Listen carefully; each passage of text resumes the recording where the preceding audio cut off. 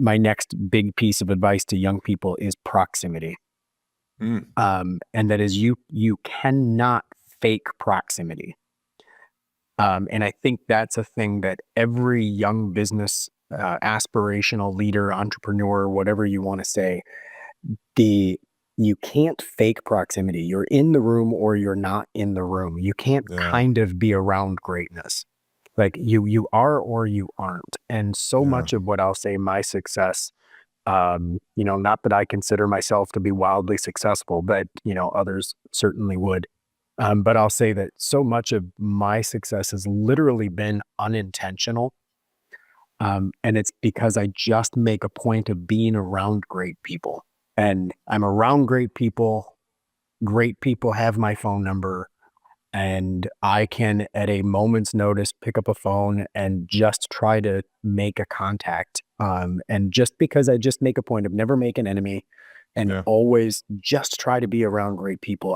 I'll give an example. I was having dinner with a friend of mine who's also a business contact, great guy. And while we were talking, a client that I work with actually has, and this is a super cool story, client that I work with is a company called the Deanna Protocol. And it actually is a family business where the father was a retired orthopedic surgeon whose daughter was diagnosed with ALS. And here she is, 30 years old, diagnosed with ALS. She's an attorney, fresh, newly married, just bought a new house, made partner at her firm, found out she was pregnant, and a couple months later was diagnosed with ALS, lost her career, lost the baby, lost her job, lost her husband, like literally everything went into ruins. And in an inspirational moment, she looked at her father and just said, "I don't want to die." And her dad squeezed her hand and said, "I'm not going to let you." And that was 15 years ago. And what's so cool is ALS has about a 3-year lifespan. When you're diagnosed with ALS, you get about 3 years to live. Usually your meeting with the doctor is talking about how to best get your affairs in order, because there isn't a cure. But Dr. Tadone had actually worked tirelessly for about a year and a half, 2 years maybe, on using his own daughter as patient zero, and ended up formulating a nutraceutical supplement that actually increases cellular energy at a mitochondrial level. 15 years later, she still holds her bar license. I text message with her on the regular, and they brought this product to market to help people with ALS. So here's the cool part about the story, though, where I was going with this was Deanna, who's patient zero, has recently decided that her entire goal is to be a warrior to inspire people who have been given these types of debilitating diagnoses to not allow a diagnosis to define their lives. And she decided that she's going to start training. Now, Deanna moves around in a wheelchair or a walker because it had been almost 2 years that she had been debilitating until her father found a solution. So she actually has absolute signs of deterioration. But she decided that she wanted to walk up the steps in Philadelphia because she loves the movie Rocky. And she wants to have this moment where she is going to walk the steps in Philadelphia, and she's going to do this to inspire people to live beyond their limits. Okay. One, gives me chills. Absolutely love it. And if you knew her, it would knock you over. So I was sitting at dinner with a friend of mine, going backwards. And as I'm talking to him, I'm like, "Hey," I said, "so I was just on the phone with this person's sister," so Deanna's sister, "and she's like, this is what she wants to do, blah, blah, blah, blah." And I'm like, "Well, I need to turn everything into a parade." And I'm like, "So what if we did this and this and this and this and this?" And like, I'm putting together this whole thing. Like, we can do this big social media promo. This will go viral. Like like I get chills even thinking about it. I'm like, we're going to get Sylvester Stallone to stand at the top of the stairs and put a gray sweatshirt on her when she reaches the top of those stairs. And this is going to be like a moment of her life, and so on and so forth. And her sister's like, "Oh my gosh, do you think that we can do that?" And I'm like, "Absolutely." Back to my point about proximity. I'm at dinner with a friend of mine and I'm like, "Hey, by the way, here's my latest puzzle. I need to get a hold of Sylvester Stallone." I'm like, "Who do you know that knows Sylvester Stallone?" And he's like, "That's a good question." So we're going through dinner, he's texting and so on. And I just thought he was doing business stuff. By the end of the meal, he's like, all right, I got him. And I'm like, got who? And he's like, Sylvester Stallone. That you said you needed to get a hold of Sylvester Stallone, right? I'm like, I do. And he's like, well, I'm friends with the people who run the Arnold bodybuilding competition. And they, of course, know Stallone because he's active with it. So I reached out to them and they said that they would get the message to him. And he lives right here in Miami. So blah, blah, blah. And like, we went through this whole thing. I'm like, done. Because I can pick up a phone and figure out how to get a hold of a person if need be, because proximity. It's just being in the place where opportunity is going to happen. And I'm going to tell you, it's not going to happen on your couch. It's not going to happen sleeping in.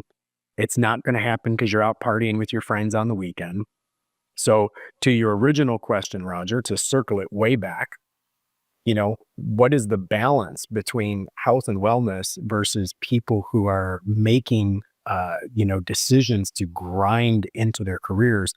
And I would say it's judicious decisions, because investing time with your family is never wasted time. Yep. Spending time because, you know, every Friday night you go out with the boys, like that perhaps is wasted time. And it's making the types of judicious decisions that are putting you in the places where you can be. I get exhausted attending conferences, but I'll tell you what, I attend. Because it just show up. And showing up is the most important thing that you can do. And when you are there, I loved when you made the comment about you're always 100% present. I want to thank you for the word. I mean, I know it was Tony Robbins, but I love the word proximity, because networking feels like work. It feels arduous. It feels like I'm got to out hustle somebody to get this guy's number or this gal's number, and make, and there's only proximity is I'm just going to show up and be in the right places at the right time, but I'm going to always be there, because sooner or later my Rolodex will take care of itself. Like I just love that word proximity. It's less taxing on my psyche of what I have to get done in a day. Thank you. And I'll tell you what, like I see people who are like part of these like BNI groups and networking chapters and all this stuff. And I'm like, I've attended those in the past. And it's like, I feel like I just walked into a room full of sharks, because everyone in the room has an agenda and everyone is trying to sell you. And it's like, that's not where relationship is built.